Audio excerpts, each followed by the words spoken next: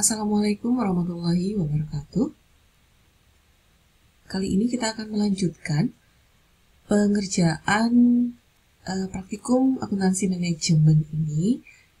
Pada yang terakhir kali kita sudah kerjakan, yaitu varian biaya standar untuk biaya bahan baku.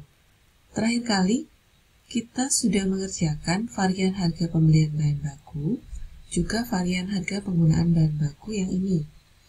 Kemudian saya sempat sedikit menyinggung juga bahwa masih akan ada dua varian lagi yang didasarkan pada standar kuantitasnya atau standar fisik, yaitu varian kuantitas bahan baku dan varian persediaan bahan baku. Untuk tutorial kali ini saya akan memberikan contoh cepat saja, jadi tidak akan memulai dari yang kosong, tapi saya akan menjelaskan seperti ini. Ini sudah ada isinya semua. Untuk varian kuantitas bahan baku, ingat di sini adalah standar fisik, jadi yang dibandingkan adalah kuantitas aktual dengan kuantitas standarnya. Jika sebelumnya kita membandingkan antara harga aktual dengan harga standar, maka di sini yang dibandingkan adalah kuantitas aktual dengan kuantitas standarnya. Artinya, ukuran apakah dia akan favorable atau unfavorable nantinya itu didasarkan pada perbandingan kuantitas. Jadi yang dibandingkan adalah kolom yang ini nanti. Gitu ya. Nah, sekarang bagaimana cara mengisinya? Untuk kuantitas aktual yang digunakan pada tahun 2020, kita akan bandingkan dengan kuantitas standar yang diperbolehkan. Artinya ini adalah anggaran di awal. Kuantitas aktual yang digunakan pada tahun 2020 kita bisa dapat dari tabel 15 seperti yang sudah kita pakai sebelumnya di varian harga. Tabel 15 itu adalah tabel data konsumsi aktual di tahun 2020. Karena ini bicara tentang bahan, maka yang kita buka lagi-lagi juga adalah tentang bahannya. Kita cari dulu tabel 15-nya. Tabel data 15.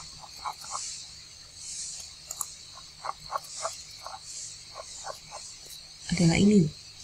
Nah, yang bahan yang mana? Bahan adalah kolom ini. Ini adalah kolom bahan untuk produk wrapping grade wood floor. Jadi sejumlah 220.018.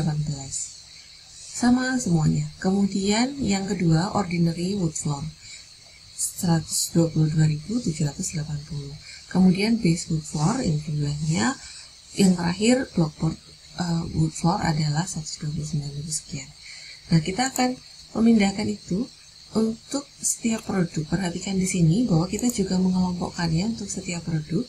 Produk 1, produk 2, produk 3, produk 4. Kemudian angka-angkanya sama seperti yang tadi saya sebutkan. Khusus untuk yang kuantitas aktual yang digunakan.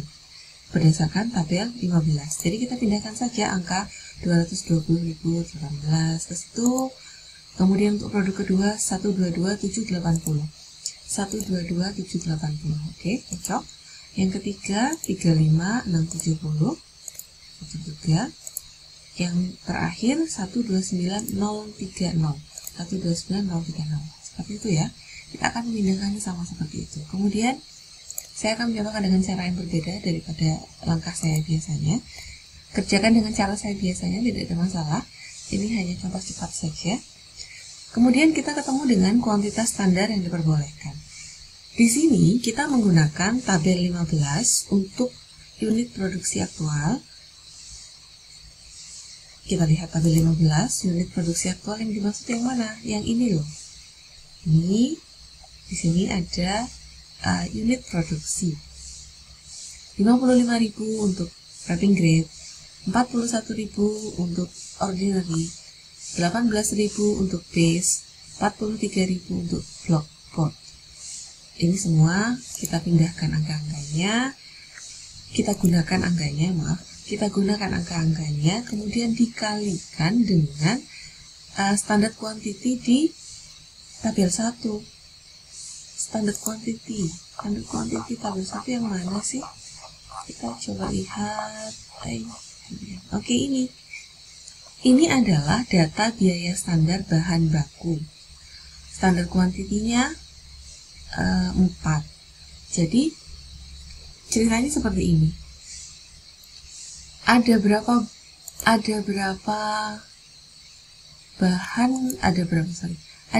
unit produksi sih di sini di produk 1. Oh, unit produksinya ada 55.000 tabel 15 tadi ya. Setiap unit produksi itu butuh berapa bahan? Butuhnya 4. Setiap satu satuan produk membutuhkan 4 bahan. Kalau 55.000 unit produk berarti butuh berapa bahan? Nah, itu adalah standar kuantitasnya. Berarti butuh 220.000 bahan. Bahan yang diperbolehkan atau yang dianggarkan adalah 220.000. Tapi yang benar-benar digunakan adalah 220.018 unit bahan. Begitu, sehingga nanti yang akan kita bandingkan adalah tentang kuantitas aktual dengan kuantitas standarnya. Kalau secara cepat saja kita melihat sekarang, apakah ini favorable atau unfavorable? Pada tahap ini saja kita sudah bisa melihatnya.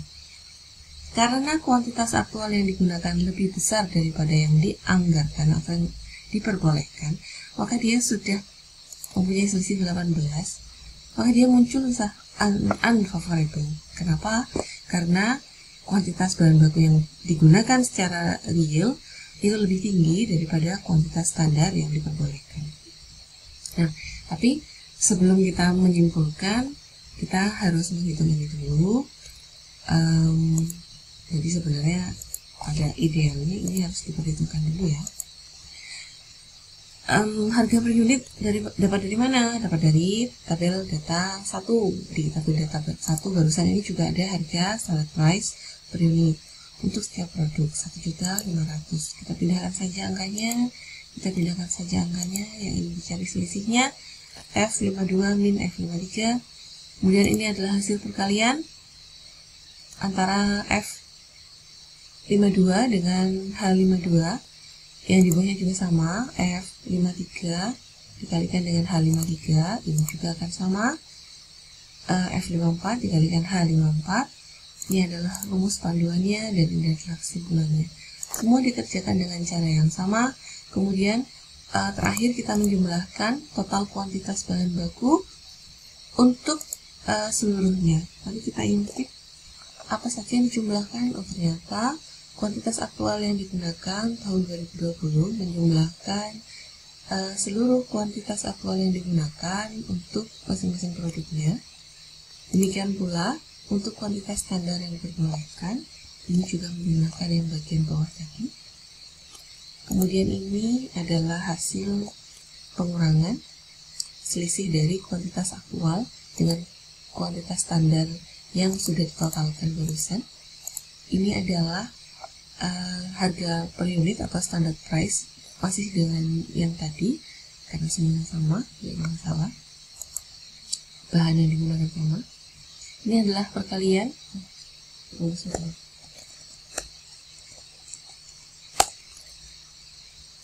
ini sama, ini juga akan sama. Nah, sekarang karena kuantitas aktual yang digunakan lebih rendah daripada kuantitas standar yang diperbolehkan dengan selisih 502, maka kita bisa menyimpulkan varian yang terjadi di kuantitas bahan baku ini adalah varian yang bersifat menguntungkan atau favorable. Oke, selanjutnya kita akan beralih pada varian persediaan bahan baku. Di sini yang dibandingkan adalah kuantitas aktual yang dibeli pada tahun 2020 dengan kuantitas aktual yang digunakan pada tahun 2020. Nah, ini sumber tabelnya adalah tabel 13. Yang dibeli itu adalah 550. Kita bisa melihat langsung di tabel data 13.